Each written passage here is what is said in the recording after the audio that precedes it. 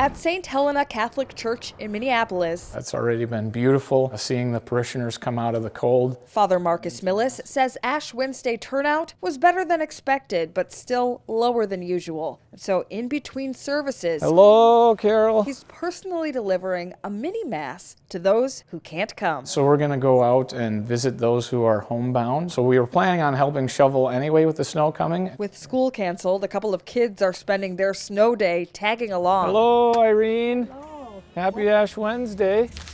After a reading from Matthew, Take care not to perform righteous deeds. and the Lord's Prayer, Irene, remember that you are dust, and unto dust you shall return. Amen. Father Millis smudges the ashes, bringing a tradition that means a lot to them, even if it looks a little different this year. That's a first to come to my house. I always go I there. was really missing going, to church. We want to make sure people know that we walk with them in whatever their journey is. Hundreds of miles are no match Hi, Ari. It's Grandma. for the bond between grandchildren There's your nose. I got mine. and their grandparents.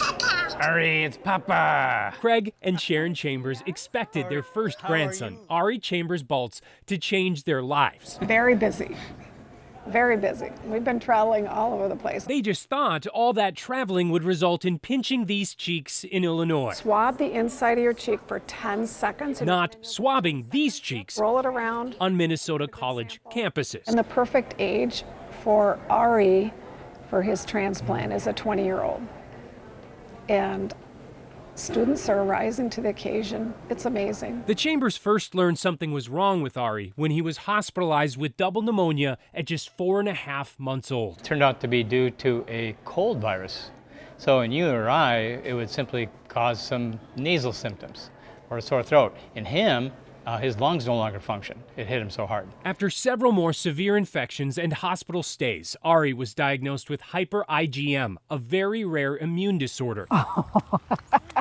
Though he's currently doing much better, it's because he's living in quarantine and on a regimen of antibiotics and weekly injections designed to buy him time. Even with that treatment, these individuals still manage to get infections, progressive organ damage, and not make it much past age 20.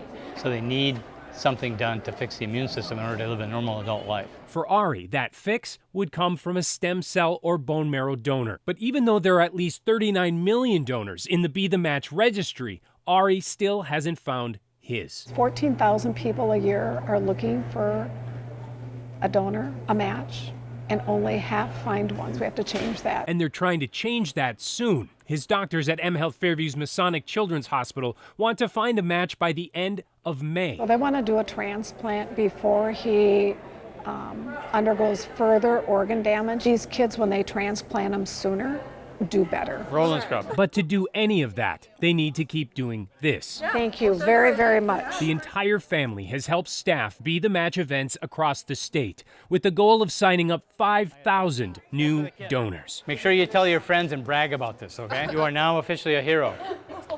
Thank you. Nearly 1,000 heroes have already stepped up with swabs and notes Praying for a miracle. of hope. These are sent to Ari, but they're really for us too, because it does get discouraging. We might not be able to save Ari, but someone, whatever we can do to save a life, it's worth it.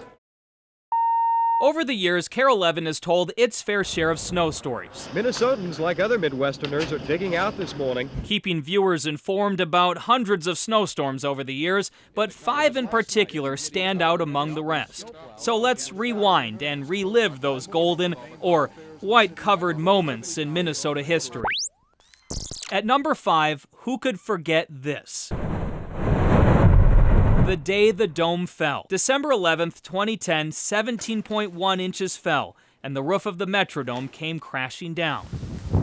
While the storm raged on outside, many were already hunkered down with the bare essentials. We're just trying to prep for the Snownami for tomorrow. We're gonna start making Christmas cookies. tomorrow during the snowstorm. That's our plan. Number 4 on the list takes us back to January 20th of 1982. You gotta be a macho Minnesotan to live with this crap, but it's okay. When 17.4 inches fell. We're shut down for the rest of the evening. Canceling flights at MSP. Air travelers were seriously wondering whether they'd make it out of the cities today. And just when they thought it was over, another 20 inches fell 2 days later. Number 3 on our list. I think it's terrible, but I don't think we can do much about it. Sticking with the 80s, the second biggest snowstorm, 21.1 inches over Thanksgiving weekend in 1985. MnDOT sent out 100 plows to clear the roads. They moved the snow so the rest of us can keep moving. And the Minnesota Nice were out helping strangers who needed a jump start or a tow. We're just heading home, and we'll pull out as many as are in the ditch on the way home. Meanwhile, at the airport, crews battle to keep the 3 runways open. Travelers are stranded once again, with the friendly bartenders helping them pass the time. I've been here since 3 and I haven't had a break at all. And I have to go to the bathroom.